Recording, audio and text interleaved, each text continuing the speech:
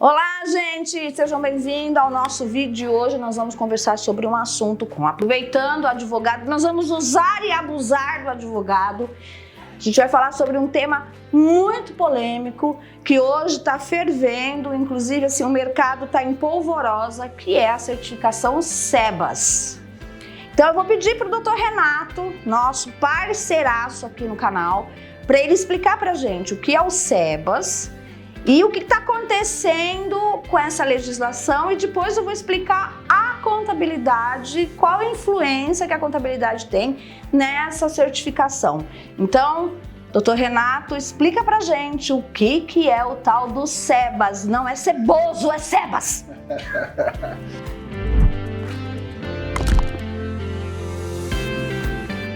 Bom, gente, o certificado SEBAS é o certificado federal que concede às entidades que preenchem os requisitos legais a imunidade às contribuições federais e previdenciárias, o que significa um alívio na folha de pagamento das entidades absurdo. Você simplesmente, até aproveitando o gancho aqui, a gente está gravando vídeo, peço perdão aos colegas advogados aí, mas para que a gente possa atingir o público que a gente quer, a gente acaba usando uma linguagem mais acessível a essas pessoas. Nesse sentido, esse certificado permite que você deixe de recolher as contribuições da sua folha de pagamento e todas as outras contribuições sociais que você estaria imputado a recolher de forma natural. Esse certificado ele é fruto de uma construção jurídica de bem mais de 20 anos de briga de diversas instâncias dentro do Poder Legislativo, até que durante o governo, acho que foi do Lula, não foi? Quando saiu a 12.101, eu não me lembro mais, gente. Teve a primeira lei, a Lei 12.101, que criou a estrutura do SEBAS. Mas, como a gente observa no mundo tributário, na verdade a minha especialidade é o direito tributário, e a gente vem adaptando a minha especialidade de direito tributário ao terceiro setor, né? Adaptando no sentido de trazer técnicas de planejamento tributário e administração fiscal para o terceiro setor, que não é muito comum pelo porte das entidades. E nesse sentido, a Lei 12.101 foi constituída como uma lei ordinária, entendeu? A gente não pode fugir do advocatez de forma total. Então, isso é um vício muito grande que o Brasil comete na hora de criar impostos e criar realidades no mundo tributário.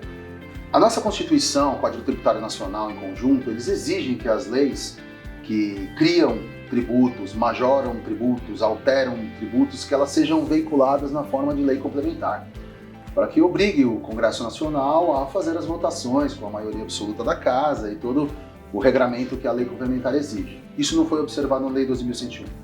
Então, portanto, depois de inúmeras discussões jurídicas, das quais nós travamos batalhas jurídicas durante todos esses anos aí, conseguimos que a questão caminhasse e a Lei 12.101 foi declarada inconstitucional pelo Supremo Tribunal Federal.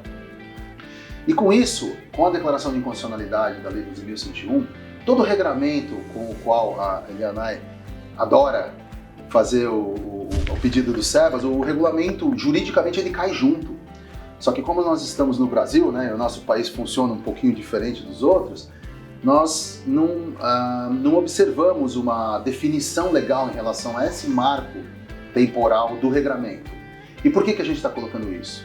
Porque agora, no final do governo Bolsonaro, foi publicada a Lei Complementar 187 de 2021, a qual veio no formato correto e instituiu o SEBAS da maneira que a Constituição assim o determina.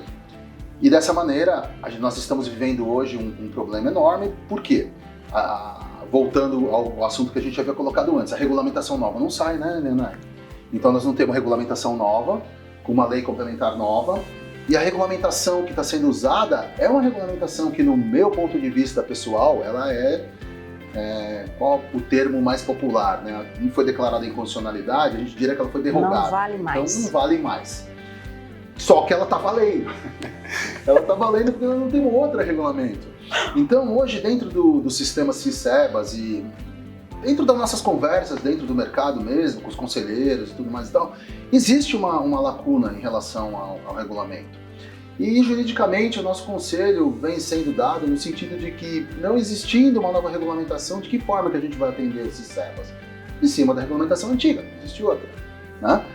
A sorte que nós demos é que, se vocês analisarem o texto da Lei Complementar 187 e da Lei Ordinária 12.101, elas praticamente repicam.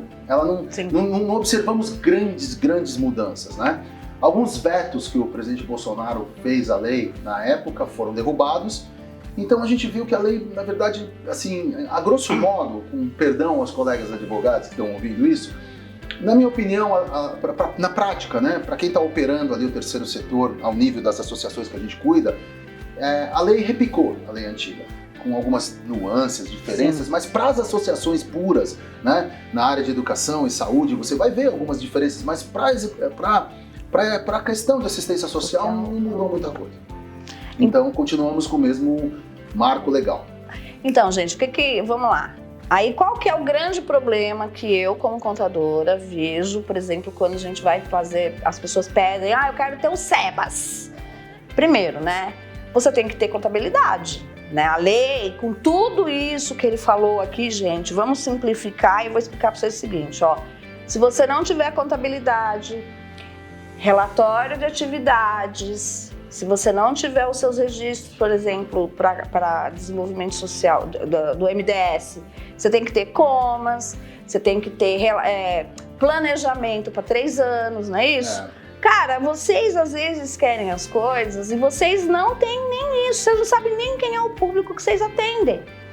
Então, vocês confundem distribuição de cesta básica, que é assistencialismo, com atividades ligadas à assistência social. Então, cada ministério regula a forma como tem que ser apresentado, o que você tem que fazer para ser considerado de cada ministério. Não adianta você vir dizer para mim, eu distribuo 30 cestas básicas por mês, eu quero SEBAS. Não vai ter, você não vai ter nem ter comas. Começa daí.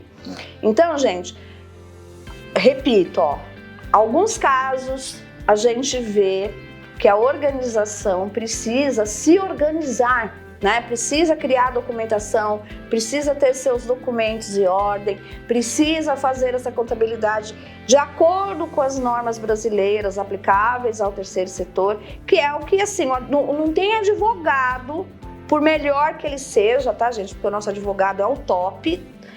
Não adianta se você não tiver a documentação contábil em dia, relatório de atividade refletido. Até porque, eu lembro bem, Renato, quando foi dividido, né? Porque antigamente você tirava tudo no mesmo buraco, né? Você mandava tudo lá pro... Tudo pro CNAS. Aí quando veio essa... Extinto CNAS. Quando veio essa nova legislação, que você tinha que separar, a contabilidade também teve que segregar. Então, o que é de saúde, você vai demonstrar o que é saúde, o que é educação, o que é assistência social. O que a gente percebeu? Muitas organizações nem sabiam o que faziam, que aquele serviço, por exemplo, que ela está fazendo, está ligado à assistência social, ou está ligado à área de saúde. Então, o que precisa? A organização precisa saber o que está fazendo. Aí a gente volta, você pega o estatuto do cara. Na época eu fui a algumas palestras, aí você pega o estatuto. Isso foi uma pessoa da própria Receita Federal fazendo uma palestra, explicando pra gente, só tinha eu de contadora lá, falando o seguinte, você tem um estatuto onde você tá aqui em São Paulo, mas você vai cuidar do índio, você vai cuidar do velho, você vai cuidar do papagaio. Na Amazônia. Na Amazônia, Não, tudo isso. Ela falou, e aí você põe lá no seu relatório de atividades, comemorei o dia do índio. Que índio? Você não tá nem na tribo. Então ela falou assim, gente, vocês precisam entender e começar a fazer relatórios de atividade com aquilo que é condizente a cada área, né? Então a organização precisa ter esse olhar, porque senão ela não vai conseguir essa certificação. Por melhor que seja o seu advogado, por mais que ele saiba todo esse regramento jurídico que ele falou aí, não vai adiantar, tá certo? Acho que eu vou aproveitar, vou pegar o gancho aqui na questão que a Lianai levantou, que nas congregações de porte e as associações que já têm, geralmente as mais antigas, né? Quando foi editada a Lei 12.101 e agora com a Lei Complementar 187, criou-se sim uma necessidade de que as entidades todas revejam o seu planejamento estratégico. A gente insiste muito nisso, como no outro vídeo, no sentido de que, para quem está começando agora, o planejamento estratégico é fundamental, senão não vai conseguir nada.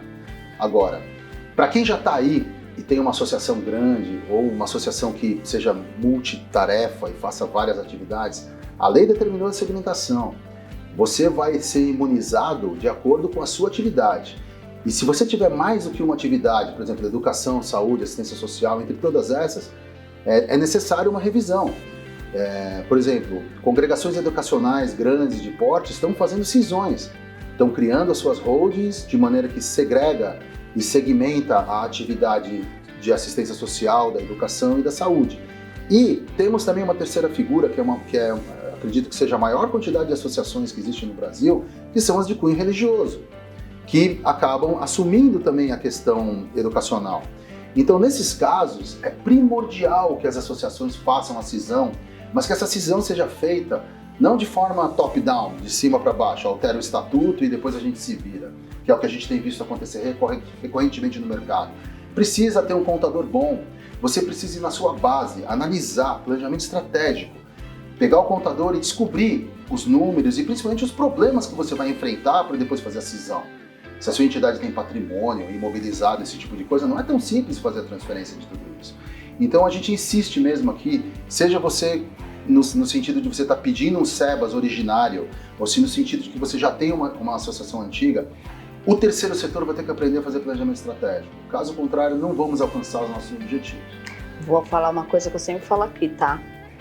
Se o Cebolinha, gente, faz o plano infalível para derrotar a Mônica e sempre se ferra, por que as organizações não fazem o seu plano infalível?